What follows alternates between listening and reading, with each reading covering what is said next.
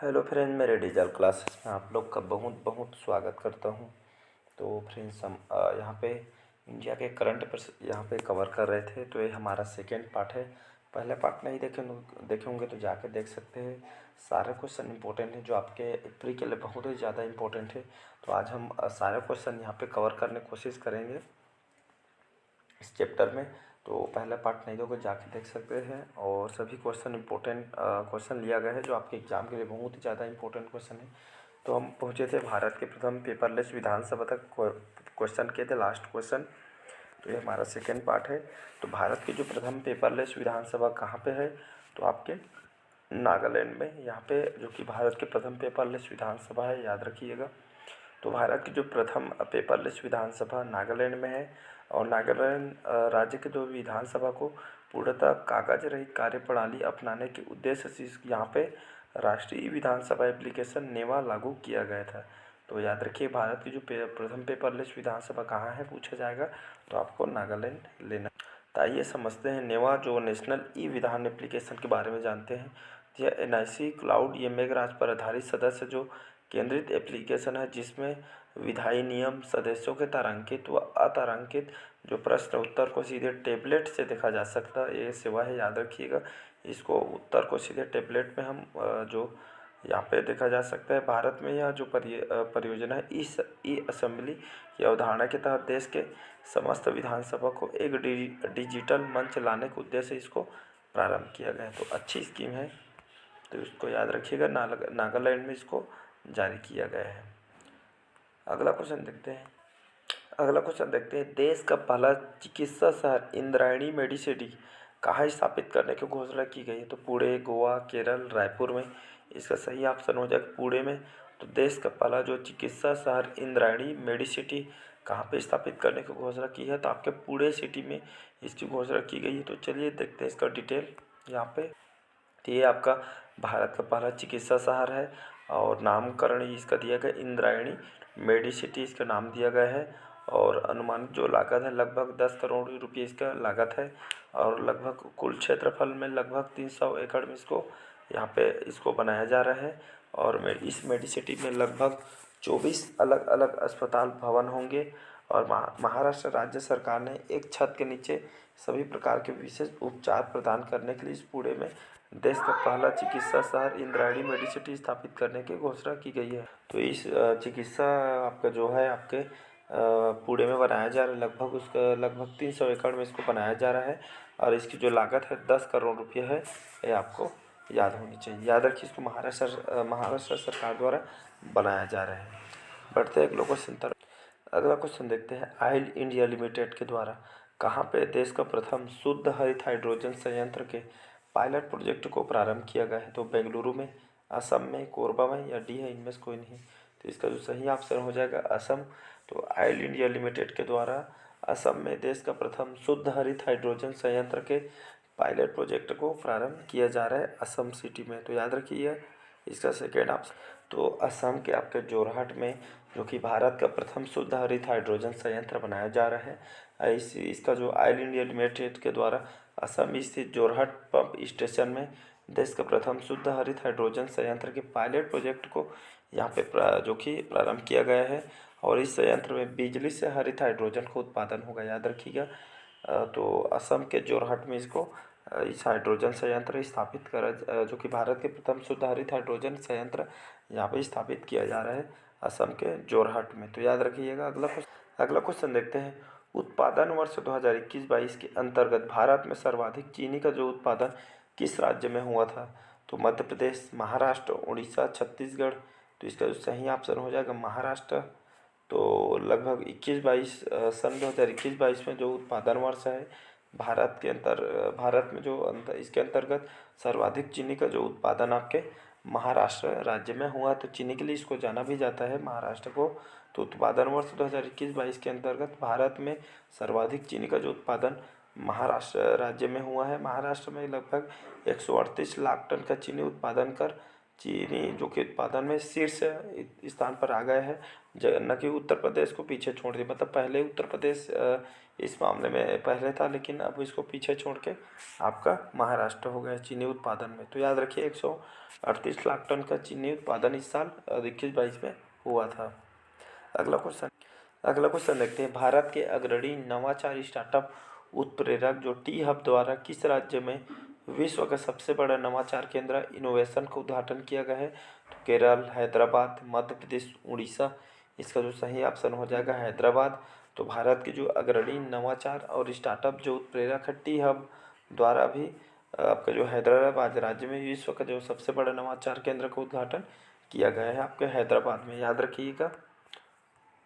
अगला क्वेश्चन देखते हैं, आईफा अवार्ड्स 2022 में बेस्ट एक्टर का अवार्ड किसे मिला है? तो आहान शेट्टी को, विकी कौशल, शाहरुख खान, सलमान खान। तो इसका सही ऑप्शन हो जाएगा विकी कौशल। इनको जानते होंगे, बॉलीवुड के जाने माने एक्टर हैं। तो उनकी जो मूवी आई थी उरी के लिए इनको आईफा अवार्ड में 2022 में इनको बेस्ट एक्टर का अवार्ड मिला है विकी कौशल को। तो बेस्ट एक्टर जो उनकी फिल्म है सरदार उधम सिंह के लिए दिया गया, याद रखिएगा। मैंने उरी फिल्म में बोल दिया था, तो वो तो पहले आई थी, उसके बाद इनकी मूवी आई थी सरदार उधम सिंह। इस मूवी के लिए उनको बेस्ट एक्टर का अवार्ड मिला है विकी कौशल को, तो याद रखिएगा। और अगला क्वेश्चन देखते हैं, मिस इंडिया वर्ल्ड वाइड 2022 कहाँ आयोजित किया गया था? तो वाशिंगटन जो कि अमेरिका की राजधानी है, चीन, भारत या डी है इनमें से कोई नहीं। तो मिस इंडिया जो वर्ल्ड वाइड 2022 का जो आयोजन आपके वाशिंगटन अमेरिका में किया गया था, याद रखिएगा। तो इसका जो आयोजन तिथि है 24 जून 2022 को इसका आयोजन किया था। आयोजन स्थल वाशिंगटन अमेरिका में। इसमें विजेता कौन रही थी? तो खुशी पटेल। अब ब्रिटेन में इनको विजेता बनाया गया था। आयोजक इंडियन फेस्टिवल कमेटी द्वारा इसका आयोजन किया गया था। विजेता खुशी पटेल रही थी, याद रखिएगा। अगला क्वेश्चन देखते हैं, भारत के कितने पत्रकार को कोरोना वायरस संक्रमण के दौरान हुई मौत के मामलों को सामने लाने के लिए पुलित्जर पुरस्कार 2022 से सम्मानित किया गया है? तो लगभग पुलित्जर जो पुरस्कार 2022 के लिए यहाँ पे 4 जने को सम्मानित किया गया था। उनको जो पत्रकार है 4 पत्रकारों को कोरोना वायरस संक्रमण के दौरान इनको मौत को जो सामने लाने के लिए पुलित्जर पुरस्कार दिया गया है 2022 में, याद रखिएगा। तो भारतीय जो पत्रकार पुरस्कृत की है आपके अदनान अबीदी, अमित दवे, सना इरशाद मट्टू, दनिश सिद्दीकी, इनको मरणोपरांत दिया गया है। चारों को पत्रकार के क्षेत्र में पुलित्जर पुरस्कार दिया गया है। कोरोना वायरस संक्रमण के दौरान जो मौत हुई थी मामलों को सामने लाने के लिए इनको पुलित्जर पुरस्कार दिया है 4 जन को। तो याद रखिएगा, दान अबीदी, अमित दवे, सना इरशाद मट्टू, दानिश सिद्दीकी, इनको मरणोपरांत दिया गया है। अगला क्वेश्चन देखते हैं, मीराबाई चानू जानते होंगे। तो मीराबाई चानू ने 30 जुलाई 2022 को बर्मिंघम में कॉमनवेल्थ गेम्स 2022 में भारत का पहला कौन सा पदक जीता है? तो गोल्ड, सिल्वर, कांस्य या डी है इनमें से कोई नहीं। इसका सही ऑप्शन हो जाएगा गोल्ड। तो मीराबाई चानू जो 30 जुलाई 2022 को बर्मिंघम में जो कॉमनवेल्थ गेम हुआ था 2022 में, तो भारत का जो पहला पदक गोल्ड पदक मीराबाई चानू ने जीता था। तो याद रखिएगा, अच्छी क्वेश्चन है। अगला क्वेश्चन देखते हैं, स्विस ओपन बैडमिंटन टूर्नामेंट 2022 का जो आयोजन कहाँ किया गया था? तो बेसाल स्विट्जरलैंड में, तुर्की में, चीन में या भारत में? तो स्विस ओपन जो बैडमिंटन टूर्नामेंट 2022 का आयोजन आपके बेसाल स्विट्जरलैंड में किया गया था, याद रखिए। तो इसका जो आयोजन है मार्च 2022 में किया गया था। आयोजन स्थल कहाँ था? तो आप बेसाल स्विट्जरलैंड में है, यहाँ पे इसका आयोजन किया गया था। महिला एकल विजेता में जो पीवी सिंधु है, जो कि भारत की तरफ से पहली महिला एकल विजेता है पीवी सिंधु, याद रखिएगा। पीवी सिंधु ने फाइनल में थाईलैंड के जो बुसानन को पराजित कर यह खिताब हासिल किया है। पीवी सिंधु यह खिताब जीतने वाली भारत की दूसरी महिला है।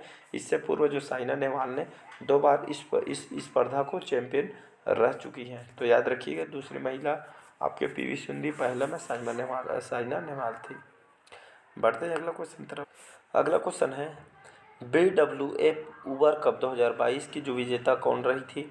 तो चीन, दक्षिण कोरिया, भारत या डी है इनमें से कोई नहीं। इसका सही ऑप्शन हो जाएगा दक्षिण कोरिया। तो BWF उबेर कप जानते होंगे, उबेर कप सुने होंगे।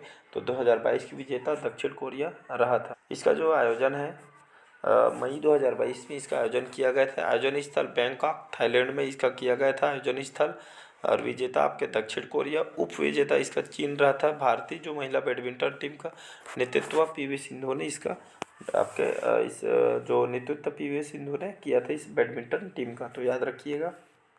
अगला क्वेश्चन देखते हैं, केंद्र शासन द्वारा राजस्थान के रामगढ़ विषधारी क्षेत्र को देश के कौन से क्रम का बाघ अभयारण्य घोषित किया गया? तो 49वां, 50वां, 51वां या 52वां? तो इसका सही ऑप्शन हो जाएगा 52वां। याद रखिए, तो केंद्र शासन द्वारा राजस्थान के जो रामगढ़ विषधारी क्षेत्र को देश के 52वां क्रम का बाघ अभयारण्य इसको घोषित किया गया है।